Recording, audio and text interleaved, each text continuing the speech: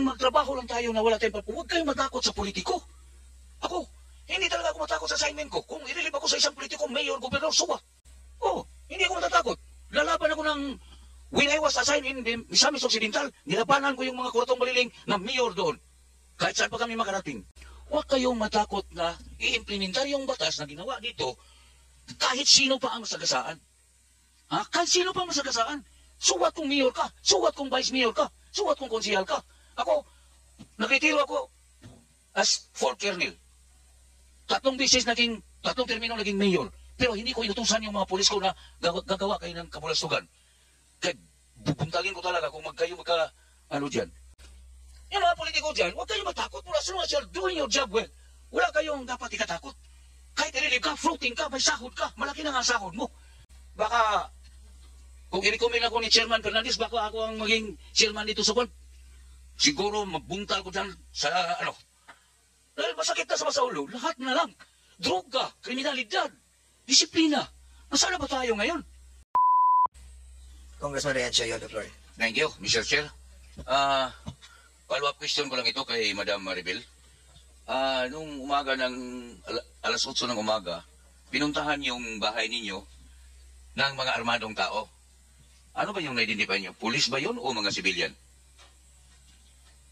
Sabi po nila, pulis po sila. Naka-uniform o? Hindi po. Hindi naka-uniform? Hindi po. So hindi po pulis ba talaga? Opo, kaya nga po. Yun lang ang sinabi sa ni Milicio. Milicio ba yun? Yung barangay treasurer? Milicio de Castro po. After incident na tinutukan ka ng baril dito sa ulo, saka pati yung daughter-in-law mo, anong ginagawa mo pagkatapos nung umalis na yung mga armado? Ay di nag-ano po kaming mag-asawa na sabi po namin i-report daw po agad namin sa police station. Pumunta kayo sa police station? Hindi pa po nung oras na yun. At gawang yung anak ko pong buntis ay sinaman po ng lasa. Hindi pa po namin agad-agad na kuhan at kasama ko pa po yung pagre-report sa police station po eh. Anong police station na tinukoy mo? Yung sa Lucena City? Opo, Lucena City PNP po. Sa Lucena City ang station? Opo. So anong oras na kayo nakapunta doon sa police station? Mga alauna nga po hanggang alas 3, hindi ko na po sa kasi tanda, sir. So, Basta hapon po yun. 2 hours? 2 hours ka nag-stay doon? Opo. Sino bang nakausap mo doon? Sinong police? Si Sir Rodriguez nga po, sir. Yung nasalita kanina, ikaw? Handwriting ko po, sir, yung ano ko doon, yung statement ko po, handwriting ko po. Talagang nakikita ninyo o tinutukan talaga kayo ng baril ito sa noo, yung sabi mo?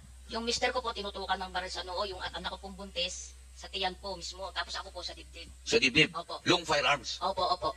Tapos nagsabi silang pulis? Pulis po sila. Huwag daw po kaming matakot at pulis daw po Yun sila. din ang sinabi niyo doon sa investigator, duty investigator. Opo, opo. Handwriting ko po yung sinalaysay ko po doon. Ako po ang handwriting po yung... Okay, lilipat ako doon sa investigator. Ay, nung sinabi na sa mga complainant na nandoon sa opisina niyo, anong initial action niyo ang ginawa niyo? Bali po yun sir, nung nakakausap ko nga po, talaga pong ang focus po kasi nung reklamo niya is itong si Milicio de Castro, yung treasurer po. Kaya po ginawang ko po siya ng endorsement doon sa pangyayari po na siya Hindi, yung endorsement nga ibalik ko sa barangay level, kung maliit lang yung krimen, kinutukan na nga ng baril, ang lahat is election time. Sa noo, sa dibdib, sa tiyan. Sir, hindi po kasi nabanggit sa akin yung Hindi mo nabanggit, Madam Maribel? Nabanggit ko po lahat doon. Sino mo nagsasalita sa inyo ng totoo? Nabanggit ko po lahat kasi po ako pong nagsulat Kasi po kung ng aking nabanggit lang reklamo. ako, anong pangalan mo? PSSG Rodriguez po sir. Rodriguez? Police Master Sergeant Rodriguez? Police Staff Sergeant po. Police Staff Sergeant.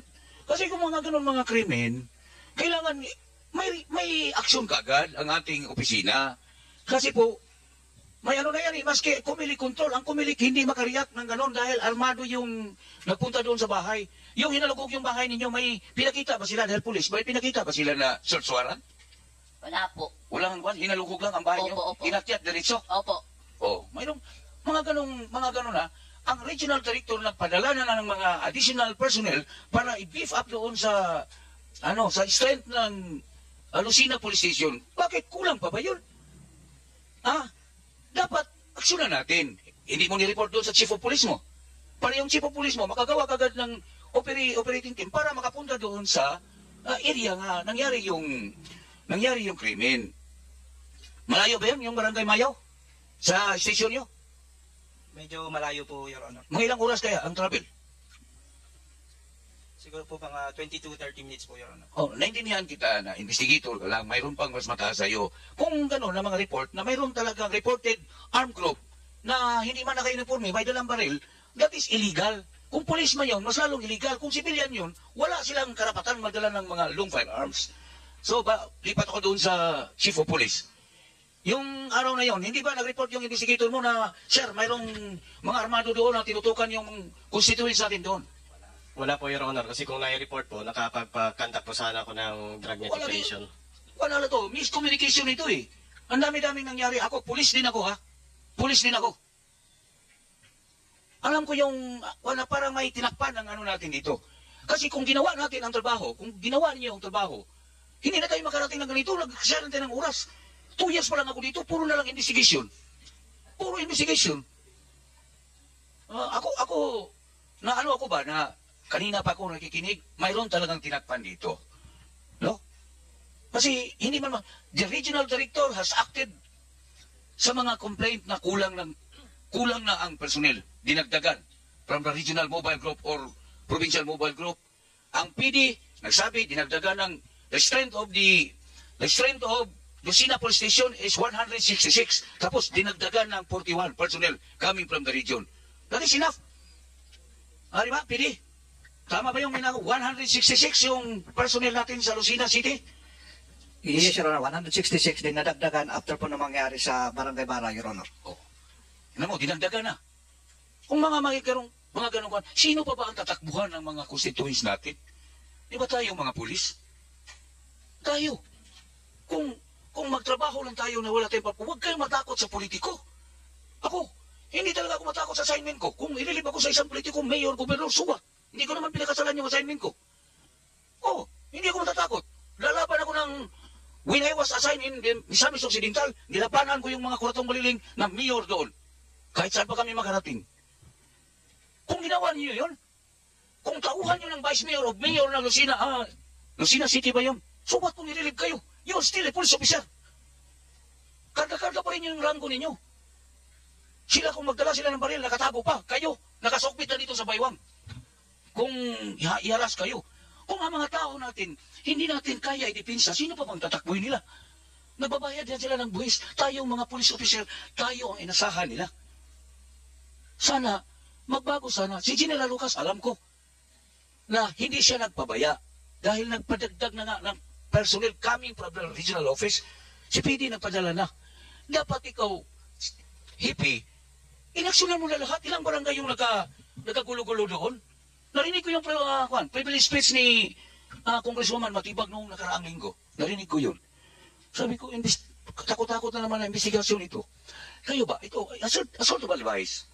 Huwag kayong matakot na i-implementar yung batas na ginawa dito kahit sino pa ang masagasaan. Kahit sino pa ang masagasaan. Suwat kung mayor ka, suwat kung vice mayor ka, suwat kung konsihal ka.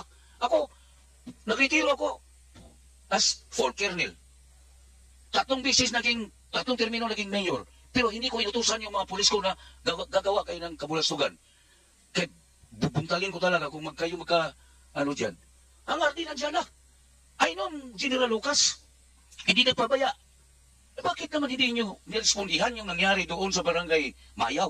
Pati yung sa Bara. Inakyat na nga.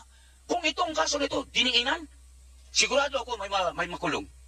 Pero, topsy-turvy, hindi diniinan ang ebidensya. Kung mag-file ka ng kaso, huwag mong hintayin na ganyan lang, i-follow up mo palagi. Grabe yan. Police, 30 years in service din ako. Hindi pa nga ako natapos dahil optional yung ginalo ko dahil sumali ko ito sa politika dahil nakalitsi-litsi yung assignment ko, itsi-litsi yung career ko. Hindi ito rin pala. Yung mga politiko dyan, huwag kayong matakot. As long as you're doing your job well, wala kayong dapat ikatakot. Kahit i-relieve ka, floating ka, may sahod ka, malaki na nga sahod mo. Pag sabi ng Vice Mayor, Mayor, Vice Mayor, hindi ito pwede yan. Dahil ang mga tao, sino bang, Mr. Chairman? Wala na. Wala nang masahan pa. Para sa akin, it's better to scot-free the guilty than to hang innocent party. Yun ang itanim nyo dito ba? Wala tayo sana dito ngayon kung nagtrabaho kayo ng gusto. Kung ginawa niyo yung trabaho niyo, diinan yung investigation niyo. Imagine, kung policeman niya nakadala ng long firearms na ginamit niya pagharas ng isang sibilyan, that is illegal. Kung sibilyan man yan, mas lalo na. Wala siyang karapatan magdala ng baril, kayo lang. Mga naka-uniform personnel. Grabe naman ito. Lugar pa naman ito ni Chairman Fernandez. Ari, pati sa'yo, Chairman, di ba mag-gobernador ka man doon? Sa Laguna. Kayo ba mga pulis? Mula noong pumasok ako dito, kung may swerte lang kung makatawid ako, ganun din siguro. Baka, kung i-recommend ako ni Chairman Fernandez, baka ako ang maging chairman nito sa kwan. Siguro magbuntal ko dyan sa ano. Dahil masakit na sa ulo, lahat na lang. Droga, kriminalidad, disiplina. Nasaan na ba tayo ngayon? Ha?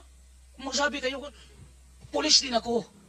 Sasakit yung dibdib ko kung ma-involve kayo tapos hindi nyo ginawa yung trabaho nyo. Masakit yun. Never pa diyang nag-ano ako. Nag-against kami sa mga budgeting ninyo dahil nakikita ko, kailanganin. Pero sana magtrabaho naman tayo ng gusto. That's all, Mr. Chairman. Mr. Chairman, before I recognize Congressman J.J. Suarez, the Chair would like to acknowledge the presence of the Chair of Human Rights, Congressman Bienvenido Abante. But I can relate doon sa sinasabi po ni Congressman Rehencia. Alam mo, kailangan talaga magkaroon ng distinction yung police saka yung mga local executive. Ako ay been a mayor, alam ko yan And that's the reason why I give independence, equality, kumbaga, na hindi tayo para nakaasa lang na dahil tayo tatanggalin, dahil tayo ay tayo i-appoint. Because the power to appoint and to have you relieve ay nasa mayor talaga. But dito natin makikita yung tama at pantay na panunungkulan And you have to give respect to your position. Because tama si Congressman Rehencia, ano naman kung ma-relieve kayo, ano naman kung matanggal kayo. Basta't sinunod nyo yung tama na inuutos sa inyo ng inyong konsensya at ng inyong organisasyon. You will earn your respect if you will not be afraid to be relieved on your position. Basically, mabigat yung nangyari na nakikita namin, nababasa namin dito. At I'm pretty sure that soon, siguro, sana, with the leadership of GPNP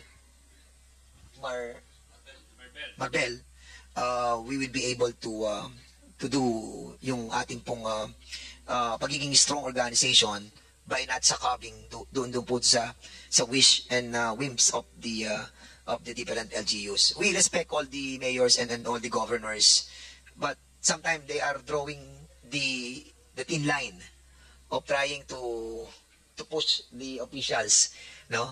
At yun ang gusto natin maiwasan. Magkaroon kayo ng sariling distinction.